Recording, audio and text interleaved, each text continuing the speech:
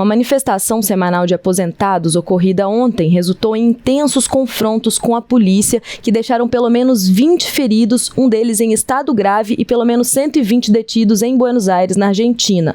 Os manifestantes, que incluíram movimentos sociais e membros de torcidas organizadas, muitos inclusive vestindo camisetas e carregando bandeiras de cerca de 30 clubes de futebol, protagonizaram os confrontos nos arredores do Congresso e na Praça de Maio, onde fica a Casa Rosada, entoando gritos como "Milei, lixo, você é a ditadura". Para entender mais sobre esse contexto dessas manifestações e sobre o governo de Javier Milei, né, as crises que ele tem enfrentado, a gente conversa com o nosso especialista em relações internacionais, editor de opinião de O Tempo, Frederico Duboc. E Fred, bom dia. Bom dia, Dani, bom dia a todos. É um costume das quartas-feiras ter esse encontro de aposentados reivindicando direitos, até porque a crise previdenciária na Argentina é muito longa, né? Data de antes de 1990. Mas houve alguns fatos novos, né? A presença intensa de torcedores organizados, né, que estavam lá engrossando esse movimento. Membros de sindicatos, membros de grupos kirchneristas e peronistas, e um aproveitamento de um contexto maior.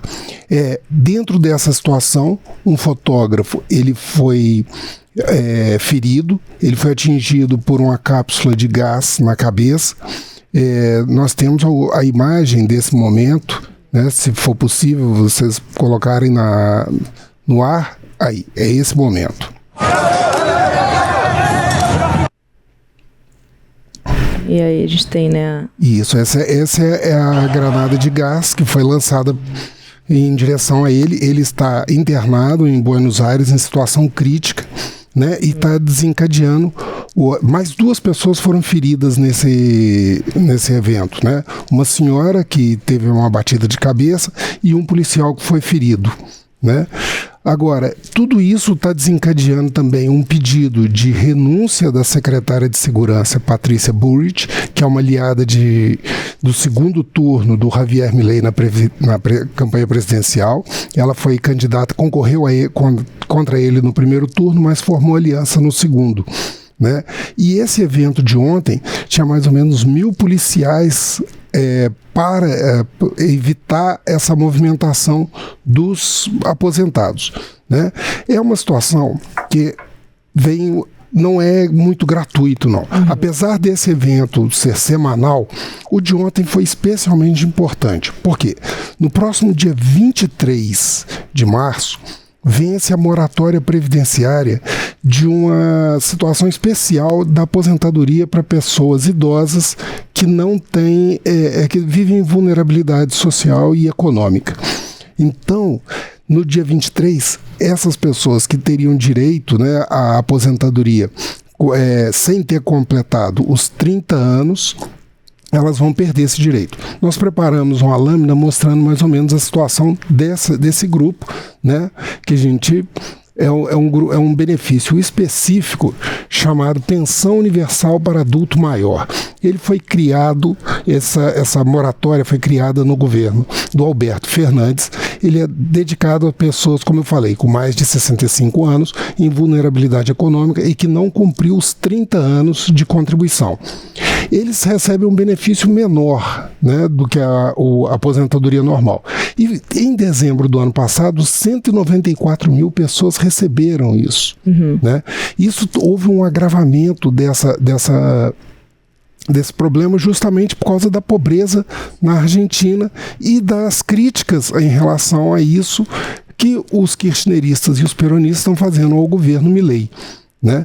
É esse que é o contexto mais imediato para esse agravamento dos protestos de ontem. Isso é só assim uma, né, das situações que envolvem hoje o Milei ali dentro da Argentina, e inclusive, né, essa situação desses aposentados, assim, qual que é essa situação hoje? Você falou sobre 194.000 pessoas, e aí eles têm saído às ruas todas as quartas-feiras.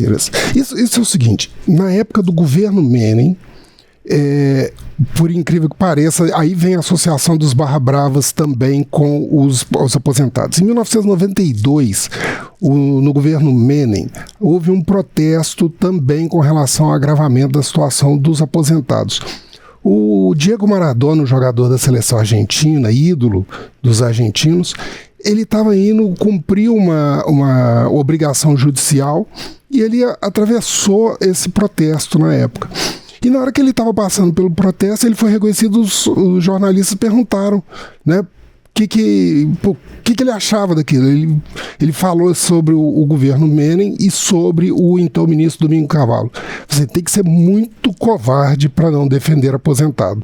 E isso virou um mantra, né? E os argentinos começaram a fazer isso como uma certa regularidade, né?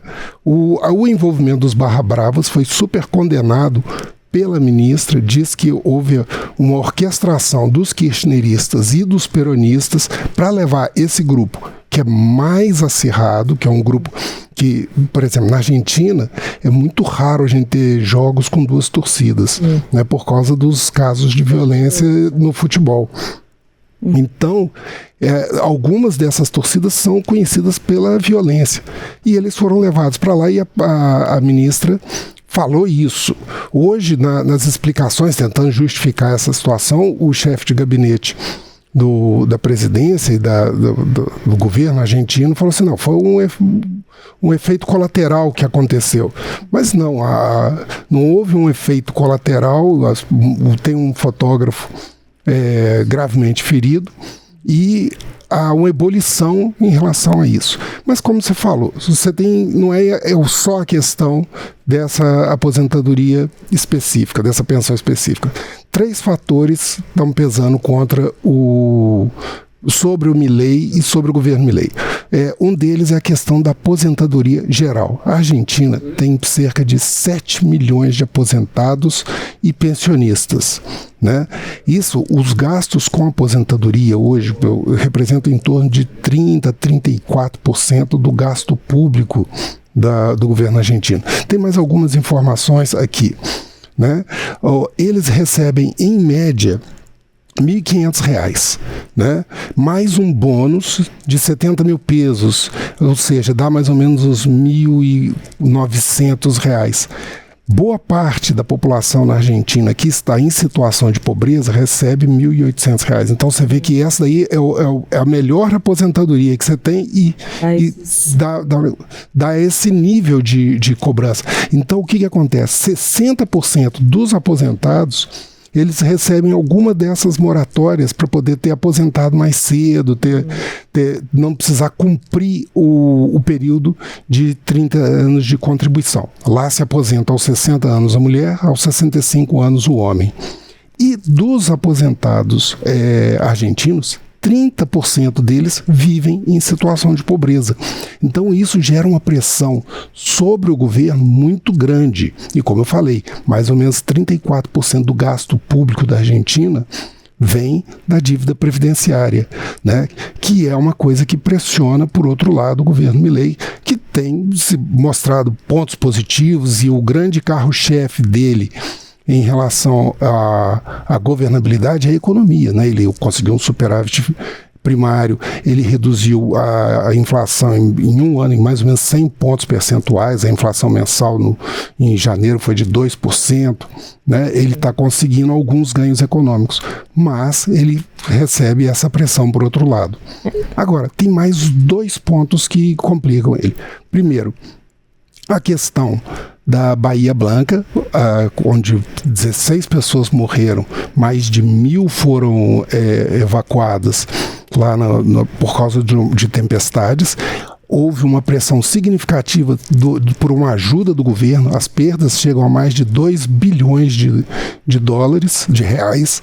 E o governo Milei foi muito pressionado a dar uma resposta para isso, né? Ele aprovou ontem no Congresso um pacote de ajuda de 1 bilhão.